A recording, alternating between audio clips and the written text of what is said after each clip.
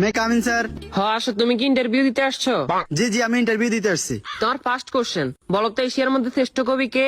রবীন্দ্রনাথ ঠাকুর। তোমার second question, বাংলাদেশে একজন দেশপ্রেমিকের নাম বলো। এই যেমন শেখ মুজিবুর রহমান। তোমার থার্ড নাম্বার কোশ্চেন, বলো তো বাংলাদেশ কবে স্বাধীন হয়েছে? হওয়ার কথা তো ছিল 1948 সালে, কিন্তু 1971 সালে 16 ডিসেম্বরে স্বাধীন হয়েছে। তোমার লাস্ট কোশ্চেন, বলো তো আকাশে কয়টি তারা আছে? এটা তো এখনো জানা যায়নি, এটা নিয়ে বিজ্ঞানীরা গবেষণা করতেছে। তুমি এবার আসতে পারো। কি ও ভাই, ইন্টারভিউ দিয়ে আসছেন? হ্যাঁ ভাই, ইন্টারভিউ দিয়ে আসছি। কি কি কোশ্চেন আইলো? কোশ্চেন তো মনে নাই, কিন্তু উত্তর মনে আছে। আচ্ছা, উত্তরই কোন? রবীন্দ্রনাথ ঠাকুর, শেখ মুজিবুর রহমান। 1948 সালে হওয়ার কথা ছিল, কিন্তু 1971 সালে 16 ডিসেম্বর হয়েছে। এখনো জানা যায়নি, এটা নিয়ে বিজ্ঞানীরা গবেষণা করতেছে। থ্যাংক ইউ ভাই, thank you. May I coming sir? আসো। তোমার নাম কি? রবীন্দ্রনাথ ঠাকুর।